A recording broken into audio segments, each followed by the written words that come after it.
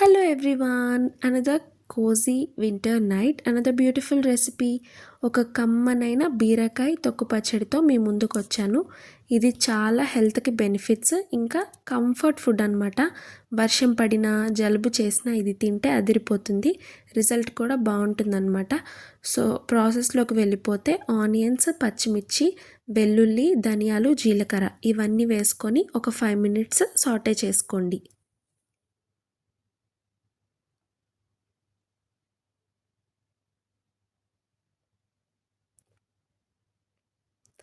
అవి కొంచెం అయిన తర్వాత 1 స్పూన్ సాల్ట్ వేసుకోండి, మీ టేస్ట్కి తగినట్టు.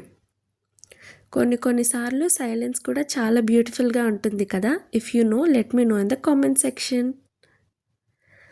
అది కొంచెం అయిన తర్వాత 1 కప్ వేరుశనగుళ్ళు, దీన్ని ఏం ఫ్రై చేయని అవసరం లేదు, రాగా వేసేసుకోండి.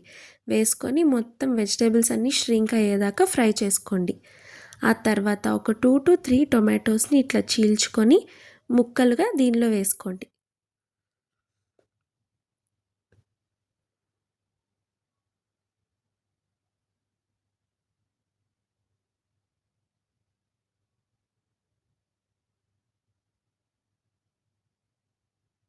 ఈ మాత్రం అయితే చాలు. తర్వాత కొత్తిమీర ఇక్కడ మేము 1/2 కట్ట తీసుకున్నాము.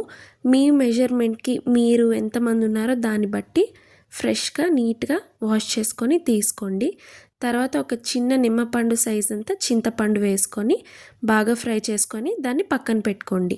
ఇక్కడ మనం లోపలున్న గుజ్జే కాదు, బయట ఉన్న తొక్కకు కూడా చాలా న్యూట్రిషనల్ వాల్యూస్ ఉన్నాయి బీరకాయకి, ఫైబర్ అనమాట.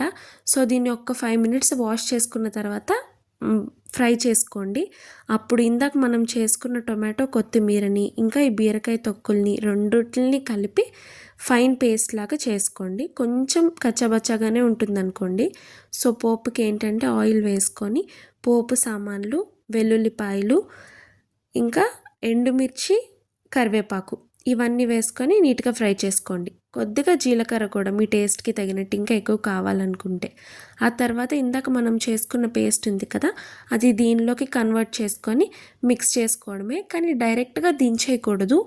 దీనిలోకి వేసిన తర్వాత ఒక 10 minutes అయినా మనం బాయిల్ చేయాలి. సో ఆయిల్, ఆ ఫ్లేవర్ అంతా దీనికి పట్టి పచ్చడి ఇంకా చాలా టేస్ట్గా వస్తుందన్నమాట. ఎప్పుడైనా జ్వరం వచ్చినా, వర్షం వచ్చినా మనకి మన చైల్డ్హుడ్ మెమరీస్ గుర్తొస్తాయి. మన అమ్మమ్మ ఖచ్చితంగా గుర్తొస్తారు. నాకైతే అలానే అనిపిస్తుంది, ఎందుకంటే ఇది మా అమ్మమ్మ రెసిపీనే. So thank you for watching. Please like, share and subscribe.